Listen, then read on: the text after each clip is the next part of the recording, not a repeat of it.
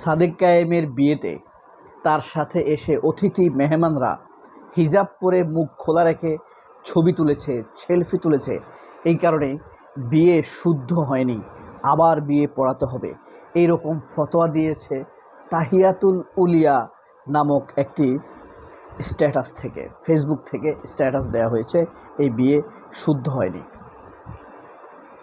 যদিও সাদেক কায়েম ছবি তুলেছেন কি না আমি জানি না, ভিড়ের মধ্যে ছিলাম।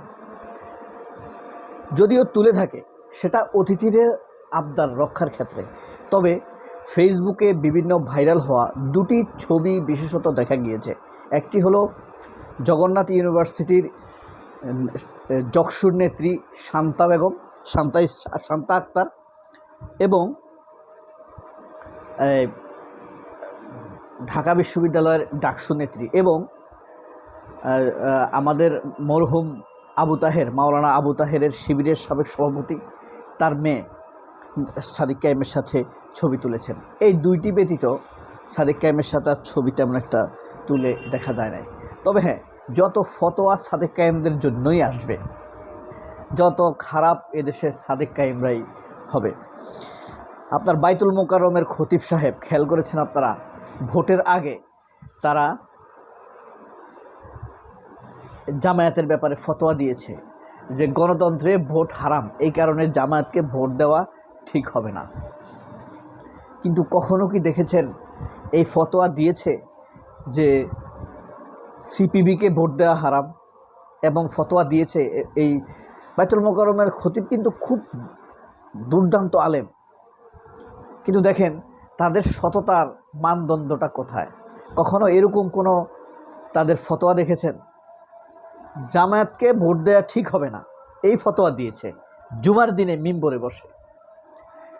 কখনো এই ফতোয়া দিয়েছে যে আওয়ামী লীগকে ভোট দেওয়া হারাম, যে আওয়ামী লীগের হাতে 43,000 ধর্ষণের ঘটনা ঘটেছে স্বাধীনতার পরে, যে আওয়ামী লীগের হাতে হাজার হাজার মানুষ নিহত হয়েছে, জাসদের প্রায় 40,000 নেতাকর্মী নিহত হয়েছে, শত শত মানুষ গুম হয়েছে, খুন হয়েছে, ধর্ষিত হয়েছে যে আওয়ামী লীগের হাতে।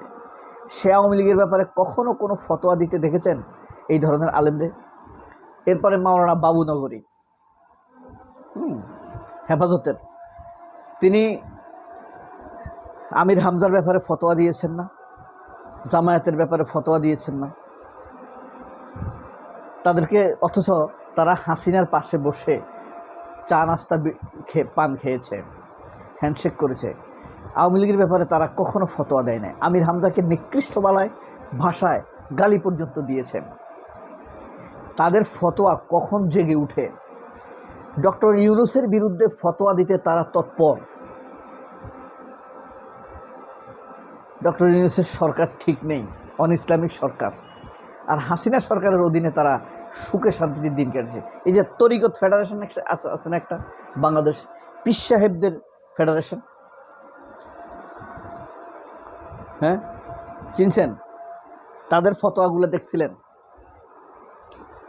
এরপরে সাদেক কায়েমকে নিয়ে, সাদেক কায়েমের স্ত্রীর সাথে এআই নির্মিত কয়েকটি ছবি ভাইরাল হয়েছে। কখনো দেখা গিয়েছে ঝুলন্ত নেকাফ পরা, কখনো দেখা গিয়েছে মানে খুব পাতলা ওড়না দিয়ে সাদেক কায়েমের পাশে বসা আছে, আবার কখনো দেখা গিয়েছে মাঝখানে সাদেক কায়েম, মাঝখানে জামায়াতের আমির ডাক্তার শফিকুর রহমান, এক পাশে আপনার সাদেক কায়েম, আরেক পাশে হলো এই সাদেক কায়েমের ওয়াইফ নববধূ। এই ধরনের এই ছবিগুলো 100তে 100 এআই নির্ভর ছবি, এখানে কোনো সন্দেহ রাখার কোনো অবকাশ নেই। এবং কি এই ফতোয়া জারি করার জন্যই এই ছবি ইমেজগুলো তৈরি করা হয়েছে। প্রথমে এই ছবিগুলোকে ডেলাইটেড হিসেবে ফেসবুকে প্রচার করা হবে, প্রচুর ছড়াবে, তারপরে এগুলোর উপরে ভিত্তি করে তারা ফতোয়া দিবে, এবং ব্যাপারটা খুবই পরিকল্পিত।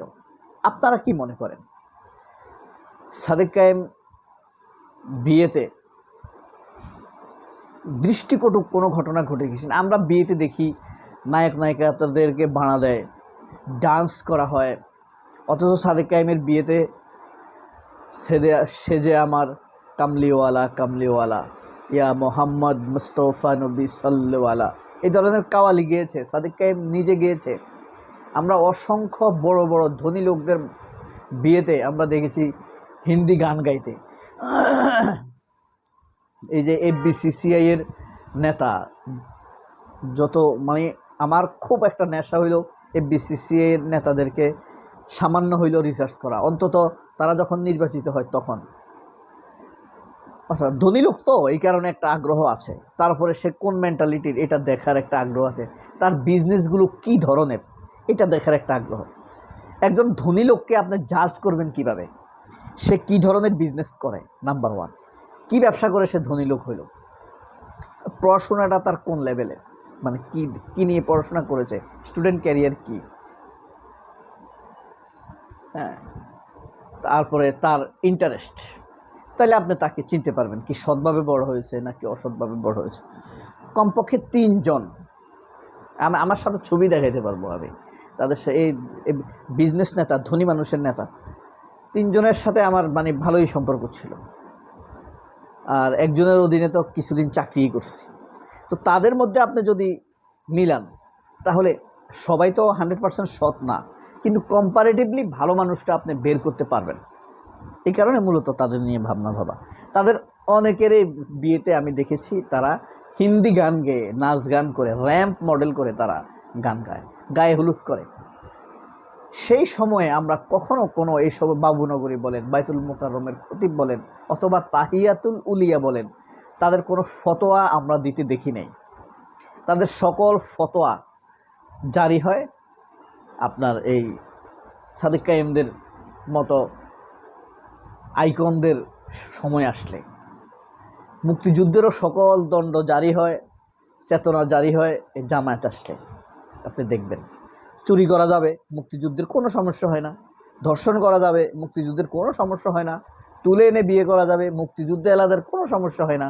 সমস্যা হয়ে যায় শুধু জামায়াতের বা শিবিরের কেউ যদি, বা ইসলামপন্থী কেউ যদি এইসব দুর্নীতির অপকর্মের বিরোধিতা করে, তখন বলে যে এই রাজাকার, এই সেই স্বাধীনতা বিরোধী। ঠিক এই বাবুনগরী বলেন, তাহিয়াতুল উলিয়া বলেন, বা বাইতুল মোকাররমের খতিব, ওনার নামটা আমি ভুলে গেছি, এর আগে যেটা খতিব ছিল ওইটা তো আস্ত সোর, শেখ হাসিনার টাকা দিয়ে বাইতুল মোকাররম খতিব হয়েছে রুহুল আমিন, যেটা পালাই গেছে। এইসব হুজুরেরা শেখ হাসিনার পাশে বসে পান সুপারি খাবে আর ফতোয়া দিবে খালেদা জিয়ার বিরুদ্ধে, বুঝছেন? এরা আপনার তাহেরির পাশে বসে আপনার গান বাজনা শুনবে আর ফতোয়া দিবে আমির হামজার বিরুদ্ধে, এইসব বাবুনগরীরা। কিন্তু যখনই আপনার দেখবেন পার্বত্য চট্টগ্রাম নিয়ে এরা ফতোয়া দিবে, কিন্তু কাশ্মীর নিয়ে কোনো কথা বলবে না। কাশ্মীরে হাজার হাজার মানুষ মারে, হ্যাঁ, ভারতে যে হাজার হাজার মুসলমানকে মারে, এরা এই আপনি বাংলাদেশের তাহিয়াতুল উলিয়া বলেন, আপনার এই যে কাওমি বলেন, হ্যাঁ, ভারতের দেখবেন ভারতের অত্যাচার নির্যাতন নিয়ে এরা কোনো কথা বলে না, কোনো ফতোয়া এদের মধ্যে দেখা দেয় না। সকল ফতোয়া এদের হয় ওই যে মুফতি ইজাহার, দেখবেন কয় ভোট দিবেন না, জামায়াতকে ভোট দেওয়ার দরকার নেই, বাড়িতে বসে থাকবেন। কিন্তু ঠিকই আপনার ওই আওয়ামী লীগকে গিয়ে ঠিকই আবার ভোট দেয়, ধরা খায় আওয়ামী লীগ, পিডায়ও আওয়ামী লীগ, তারপরে এদের কাছে আওয়ামী লীগ ভালো। এখন বিএনপি ভালো, বিএনপির উপরে ভর করতে হবে। এই মুফতি ইজাহারকে শেষে আওয়ামী লীগ জেলে রাখছে না, অথচ বাংলাদেশে দেখবেন এরা কাশ্মীর নিয়ে কথা বলবে না, অত্যাচারিত, নির্যাতিত, নিপীড়িত মানুষ নিয়ে এরা কথা বলবে না। এই হইল অবস্থা। সবাই অনেক ভালো থাকবেন। আল্লাহ হাফিজ, আসসালামু আলাইকুম।